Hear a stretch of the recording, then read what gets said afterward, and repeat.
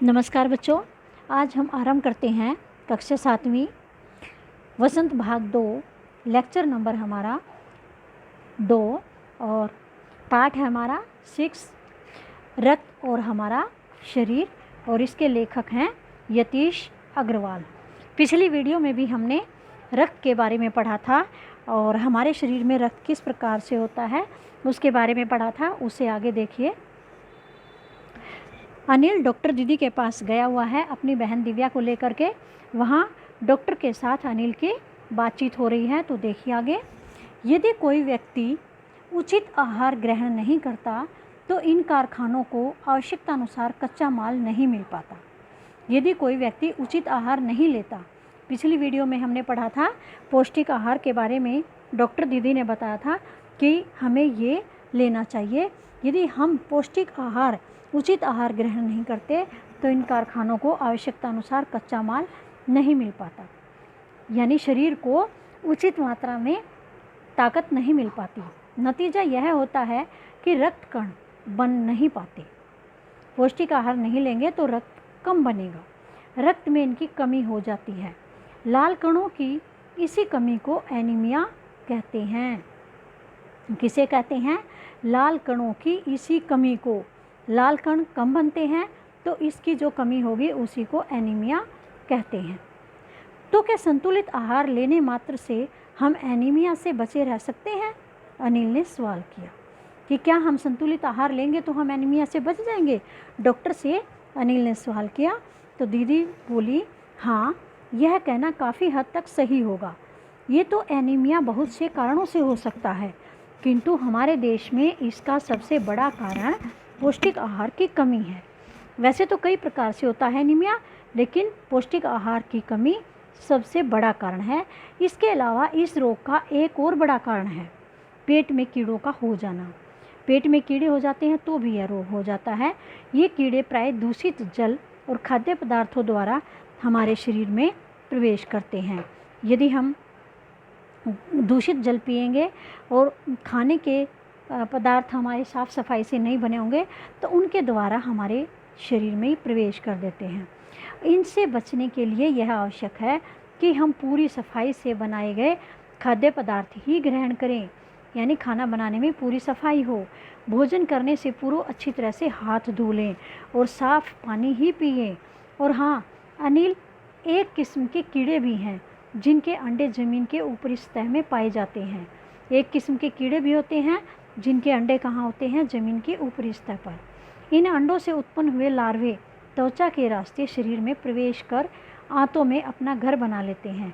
यानी कहीं हमारा पैर रखा गया है बिना चप्पलों के, कहीं हाथ रखा गया है, तो ऐसे हमारे शरीर की त्वचा द्वारा भी ये हमारे शरीर में प्रवेश कर देते हैं और आंतों में पहुंच जाते हैं। इनसे बचने का सहज उपाय क्या है? शौच के लिए हम शौचालय का ही प्रयोग करें, यानी शौच के लिए शौचालय का प्रयोग करें, इधर उधर नंगे पैर न घूमें। दीदी, यह तो बहुत ही महत्वपूर्ण बात बताई आपने, अनिल बोला। अनिल ने दीदी को कहा, आपने बहुत अच्छी बात बताई। वह पल भर सोच में डूबा रहा, फिर बोला, आपने बताया था कि रक्त में सफ़ेद कण और बिंबाणु भी होते हैं, शरीर में उनका क्या काम है? दीदी बोली, सफ़ेद कण वास्तव में हमारे शरीर के वीर सिपाही होते हैं। सफ़ेद कण क्या होते हैं? शरीर के वीर सिपाही होते हैं। जब रोगाणु शरीर पर धावा बोलने की कोशिश करते हैं तो सफ़ेद कण उनसे डटकर मुकाबला करते हैं और जहाँ तक संभव हो पाता है रोगाणुओं को भीतर घर नहीं करने देते।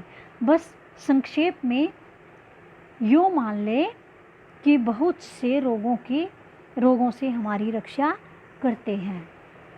और बिंबाणुओं का काम क्या है? बिंबाणुओं का काम है चोट लगने पर रक्त जमाव क्रिया में मदद करना। रक्त के तरल भाग प्लाज्मा में एक विशेष किस्म की प्रोटीन होती है। जब रक्त वाहिका की कटी फटी दीवार में मकड़ी के जाले के समान एक जाला बुन देती है, बिंबाणु इस जाले से चिपक जाते हैं और इस तरह दीवार में आई दरार भर जाती है, जिससे रक्त बाहर निकलना बंद हो जाता है। अनिल बोला, दीदी लेकिन घाव गहरा हो तो तब तो खून बहता ही चला जाता है। हाँ, ऐसे समय में उस व्यक्ति को जल्दी से डॉक्टर के पास ले जाना चाहिए। ज़रूरत समझने पर ऐसी स्थिति से निपटने के लिए कुछ टाँके भी लगवाने चाहिए, किंतु डॉक्टर के पास पहुंचने तक के समय में चोट के स्थान पर कसकर एक साफ कपड़ा बांध देना चाहिए। जब चोट लग जाए और ज़्यादा ब्लड निकलने लगे तो क्या करना चाहिए? एक साफ कपड़ा वहाँ पर बांध देना चाहिए। डॉक्टर के पास जाने में टाइम लगेगा, जिससे ज़्यादा रक्त बह सकता है, तो इसलिए साफ कपड़ा वहाँ पर बांध देना चाहिए। दबाव पड़ने से रक्त का बहना कम हो जाता है, जो उस व्यक्ति के लिए काफ़ी लाभप्रद सिद्ध होता है। किंतु अगर बहुत अधिक रक्त बह जाए तो उसे रक्त चढ़ाने की ज़रूरत भी पड़ सकती है। दीदी ने समझाते हुए कहा, यदि ज़्यादा रक्त निकल जाता है तो क्या हो जाता है? व्यक्ति को रक्त चढ़ाने की भी आवश्यकता पड़ जाती है। अनिल ने कहा, क्या ऐसे समय में किसी भी व्यक्ति का खून काम आ सकता है? दीदी बोली, अनिल, हर किसी का रक्त एक सा नहीं होता। कुछ विशेष गुणों के आधार पर रक्त को 4 मुख्य वर्गों में बांट दिया गया है। ज़रूरतमंद व्यक्ति के रक्त समूह की जांच करने के बाद ही उसे उसी रक्त समूह का रक्त चढ़ाया जाता है।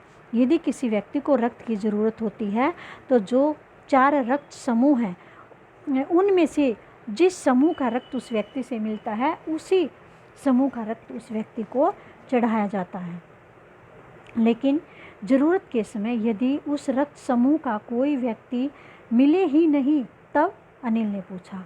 अनिल ने कहा, उस रक्त समूह का कोई व्यक्ति ना मिले तो ऐसी आपात स्थिति के लिए ही ब्लड बैंक बनाए गए हैं। तो क्या बताया दीदी ने कि ऐसी स्थिति के लिए ही ब्लड बैंक बनाए गए हैं। प्राय हर बड़े अस्पताल में इस तरह के बैंक होते हैं जहाँ सभी प्रकार के रक्त समूहों का रक्त तैयार रखा जाता है। किंतु इन ब्लड बैंकों में रक्त का भंडार सुरक्षित रहे, इसके लिए यह आवश्यक है कि हम समय समय पर रक्तदान करते रहें। दीदी ने कहा, हर एक हॉस्पिटल में ब्लड बैंक बनाए जाते हैं और वहाँ पर हर समूह के रक्त रखे जाते हैं कि ज़रूरत पड़ने पर एकदम वहाँ से हम रक्त रोगी को चढ़ा सकें। लेकिन इन ब्लड बैंकों में रक्त का भंडार रखने के लिए हमें समय समय पर रक्त देते रहना चाहिए, यानी रक्तदान करते रहना चाहिए। क्या मैं भी रक्तदान कर सकता हूँ? अनिल ने पूछा। नहीं, अभी तुम छोटे हो। 18 वर्ष से अधिक उम्र के स्वस्थ व्यक्ति ही रक्तदान कर सकते हैं। रक्तदान कौन कर सकते हैं? 18 साल की आयु से ऊपर के स्वस्थ व्यक्ति। एक समय में उनसे लगभग 300 मिलीमीटर रक्त लिया जाता है। 300 मिलीमीटर रक्त ही एक व्यक्ति से एक समय में लिया जाता है। प्राय यह समझा जाता है कि रक्तदान करने से कमजोरी हो जाएगी, किंतु यह विचार बिल्कुल निराधार है। कुछ लोग कहते हैं कि रक्त देने से शरीर में कमजोरी आ जाती है, किंतु यह बात गलत है। हमारा शरीर इतना रक्त तो कुछ ही दिनों में बना लेता है। वैसे भी शरीर में लगभग 5 लीटर खून होता है।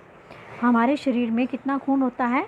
5 लीटर। इसमें से 300 मिलीलीटर निकल जाता है तो वह कुछ ही दिन में पूरा हो जाता है।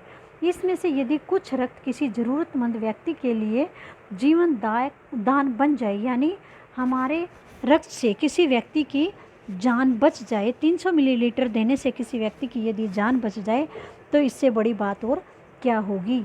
दीदी समझाते हुए बोली। फिर तो बड़ा होने पर मैं नियमित रूप से रक्तदान किया करूँगा, अनिल ने कहा। शाबाश अनिल। डॉक्टर दीदी ने अनिल की पीठ ठोकते हुए कहा कि हाँ, रक्तदान करना। अब यहाँ पर आपने पूरे पाठ में पढ़ा है रक्त के बारे में और अपने शरीर के बारे में, तो पाठ आपको समझ आ गया होगा। तो पाठ आज आपका हो गया ख़त्म और इसमें से आपको इंटरनल क्वेश्चन बनाने हैं, आंसर ढूंढने हैं और इसके साथ ही जो ये पाठ से प्रश्न अभ्यास के प्रश्न लिए गए हैं 7, इनके भी आपको आंसर बनाने का अभ्यास करना है। इसके बाद में आंसर भेजूंगी, तब आपको अपनी फेयर नोटबुक में ये आंसर लिखने हैं और याद करने हैं।